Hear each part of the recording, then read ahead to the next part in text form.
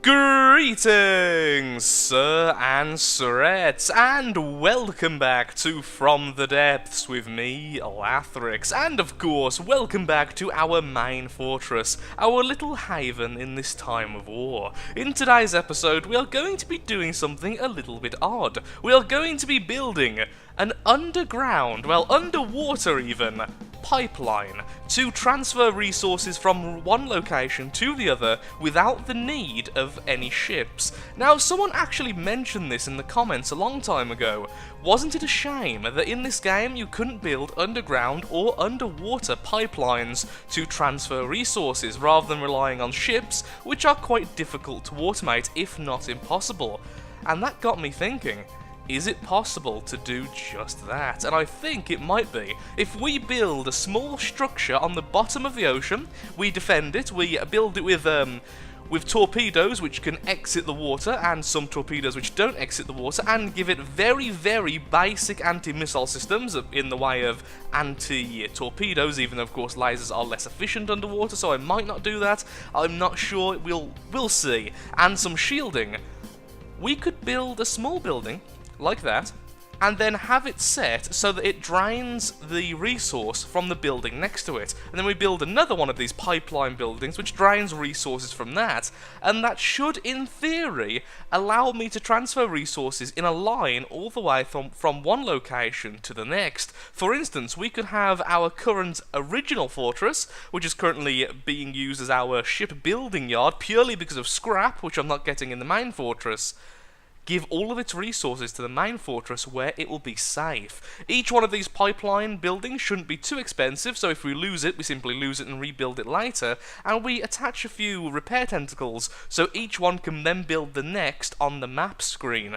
This is going to be a bit of a weird episode, I feel. I've also did a bit of soul searching and looking up on the forums and actually asking a few people who are actively building the ships for the factions, and multiple of them actually came to me. I feel honoured that so many people who are actively involved in the game are actually watching my videos. Thank you so much. I do appreciate it, and thank you so much for the tips. It helps out me so very much. And from what I've gathered from multiple sources, the white flyers are in a state where they're good. They're updated enough, but not finished. The Onyx Watch are completely updated and now terrifying. The Lightning Hoods are getting an update very soon, and the Grey Talons are in a stage where they're pretty darn good because they weren't really affected that much by the recent updates. The Scarlet Dawn, however, we should avoid for a while because a lot of reports are they are a little bit in a sad state. Although some people still say they're terrifying, a lot of their vehicles are very outdated. So what we're going to do is attack the white flyers, hopefully destroy them, and by the time we've destroyed them, hopefully the lightning hoods will have their update, and that will be our second target, following on to the grey talons after that. But for now, let's find a spot somewhere near the original fortress, and let's start building our first of our, is it really a oil pipeline? Our resource pipeline, that's what we'll be calling it. Let's get started.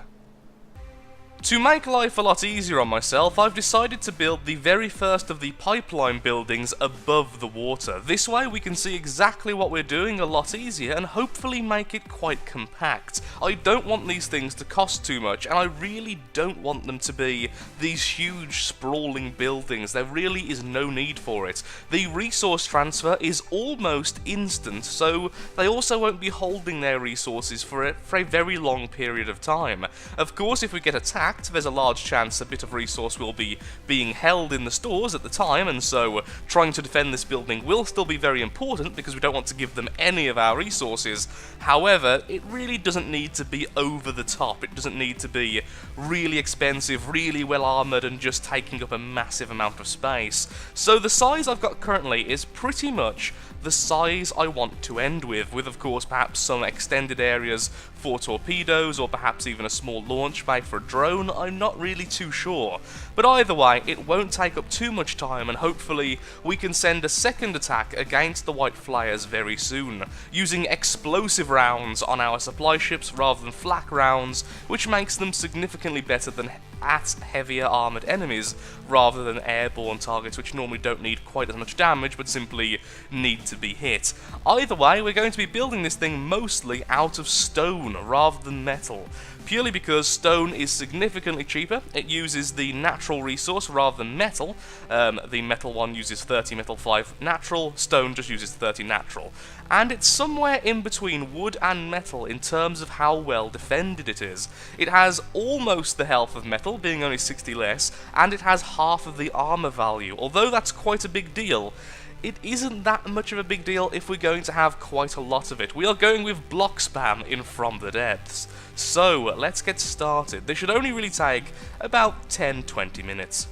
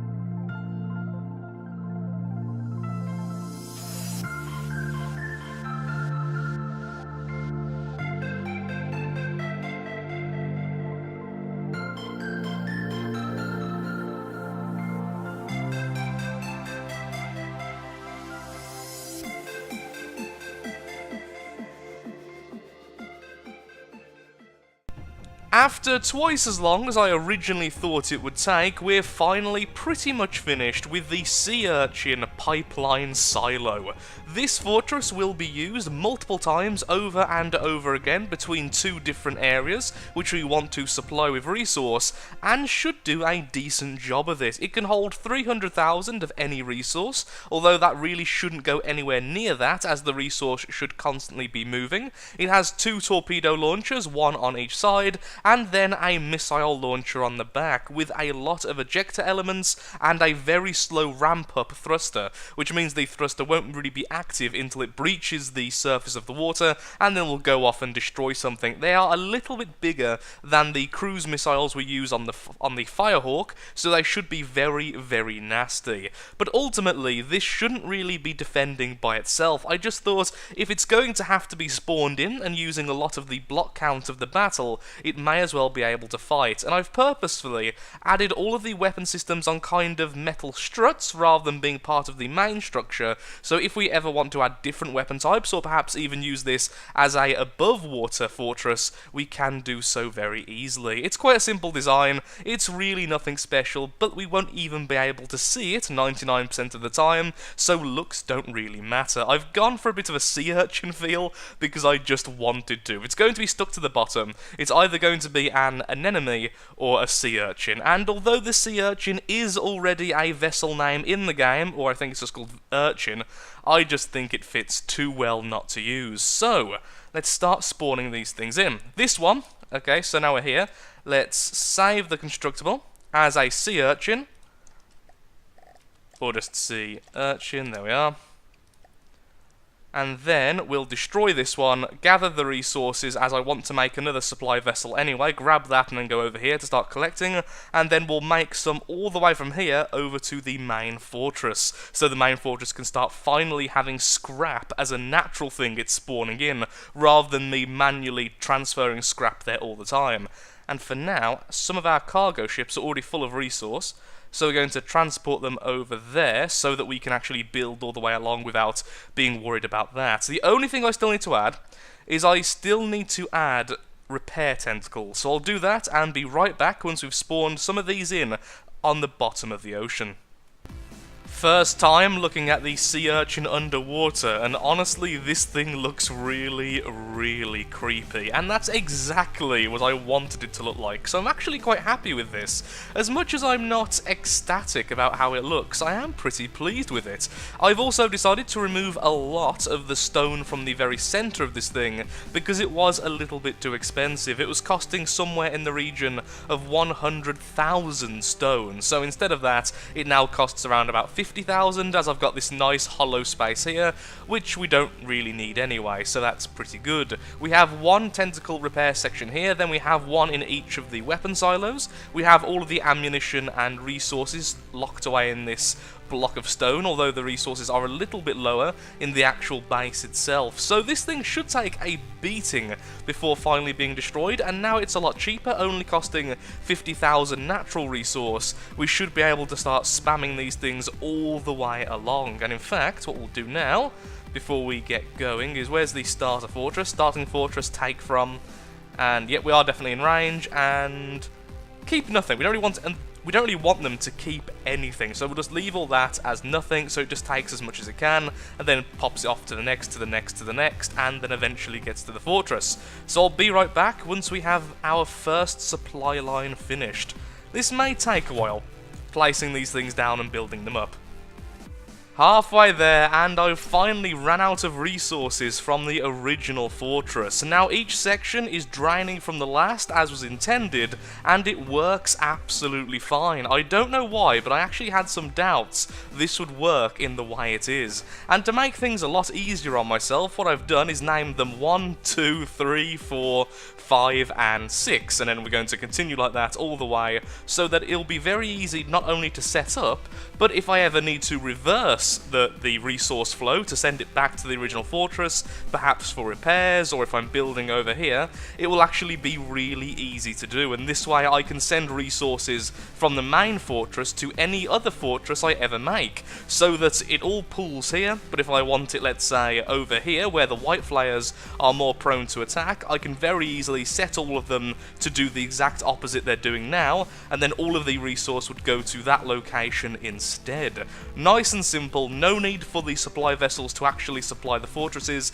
but now all they're needed for is to supply our fleets, which means they can always be in the combat zones and not just kind of lying around in the areas around here like they have been for the last few hours.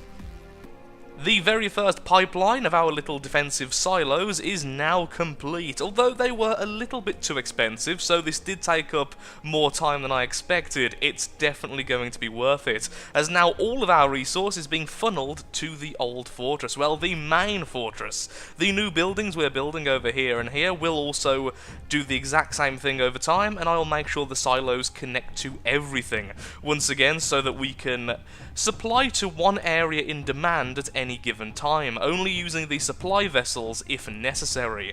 And with that, the cargo ships are going to meet up with our current forces at the very front, which is the Firehawks, and we're going to try and attack the remnants of the White Flyers in this area. I want to take over at least one tile by the end of the episode. There was actually an attack against us while I was building this, but it was only a strength 20, and honestly, it took about 5 seconds, so I'm hoping their attacks get a little bit more aggressive soon as well. Long-range flak weapons against buildings. Not exactly what they were designed to do, but it makes a hell of a light show. So on the way there, on the way to start supporting my Firehawk troops, my lovely cargo ships have managed to find an enemy village. Now, the problem is, of course, I haven't yet swapped over the weapons, so they're still only using their flak shells, but against wood, it still does a lot of damage, although those were still fighting the original building, and with their timed shells are still detonating in midair. Wow. That actually looks really, really cool. I'll just be quiet now, let's just watch the chaos as a village is destroyed via flak weapons.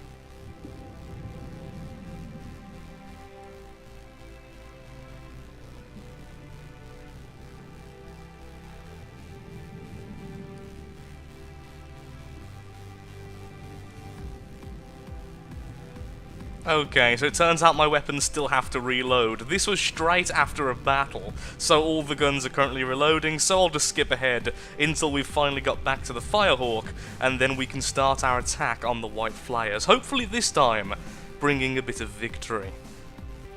I also apparently managed to capture a red tuna. Well, it won't help too much, but we'll send it against the White Flyers as well, I suppose.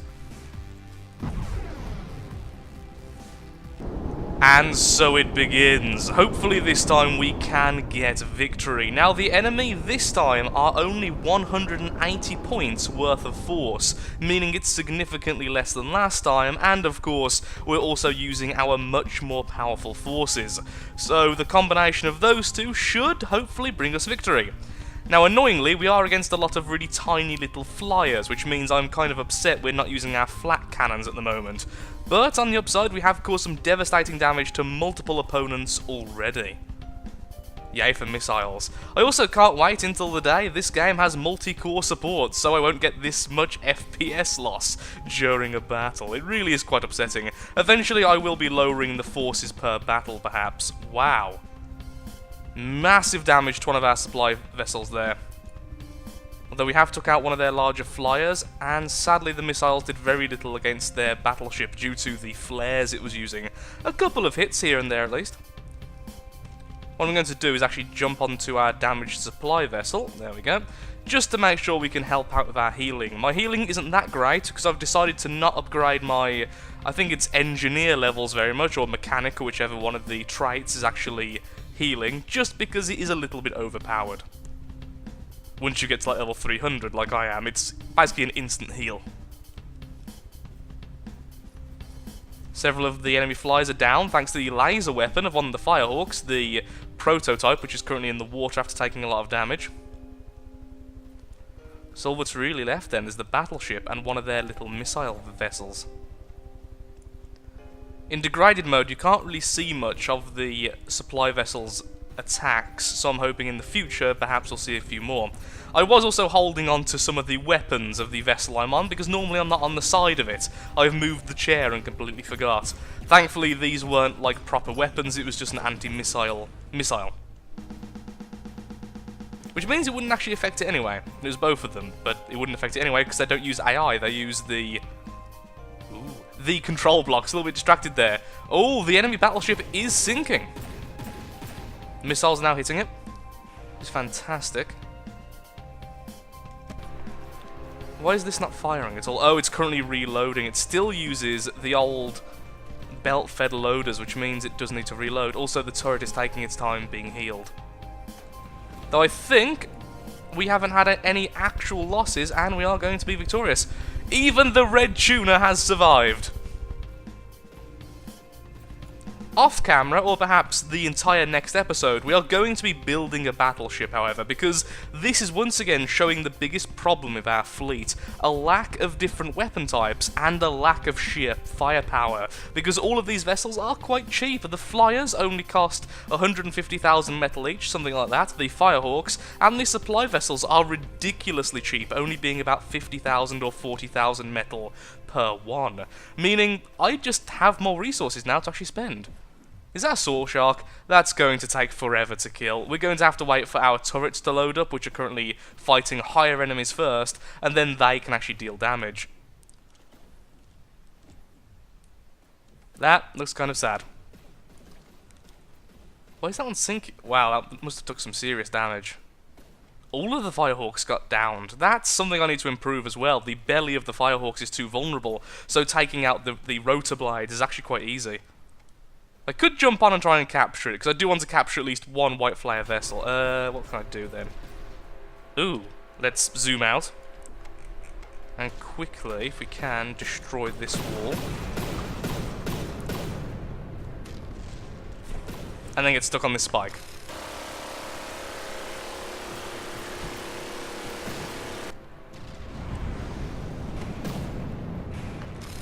Oh, it's below 80% health. It's going to be destroyed before I can actually capture it, sadly. Hey, we leveled up. Still got the very high settings, so leveling up is pretty easy. I see a piece of AI there, but I doubt it's the last one it has. Also, what am I hitting? I can hear the gun. I can't see the pellets, though. because we're in degraded mode. I hate degraded mode so much. Hello, enemy. Was that enough? I doubt it.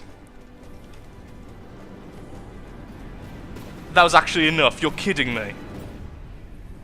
Well then, we have one of their battleships now under our control. So all that's left is to wait until we kill the Saw Shark. I honestly didn't expect to actually win that. Yeah, now all it's going to be is just a slow wait until some of our guns actually fire against it. Massive improvements are needed on the Firehawks.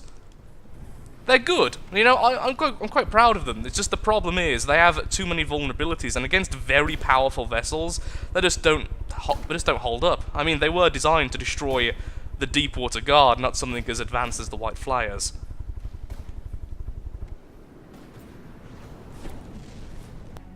The battle is finally over, and honestly, it wasn't as bad as it looked. I found out why all of the Firehawks were going straight into the water, and that's because I've actually recently retrofitted them, hoping to make them a little bit better, and in doing so, I completely forgot I had made their rotor blades really vulnerable. Their middle rotor blade section is attached directly to the bottom of the hull, which is not what I meant to do, and it's completely my fault. I misbuild there. They've all been fixed now, so that won't happen again in the future. It'll definitely take a lot more to actually bring them from the skies, because they were falling from the skies without really being too hurt. Everything else was going fine, it's just they were going straight into the water. Also, sadly, the enemy battleship was still destroyed because it went through the destruction process it was already on. All it meant was we got all of that resource as it was being destroyed, so it's a huge amount. All of our stores are currently full, and we can take that back to the fortress.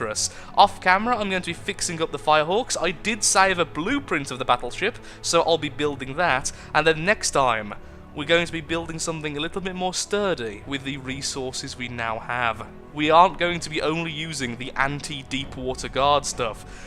We're building stuff for the war ahead. So thank you so much for watching. If you have enjoyed today's episode, then of course, likes, favourites, shares, comments, all that good stuff helps out me, helps out the channel, and most importantly, shows that From the Depths is a series you wish to see continued in the future.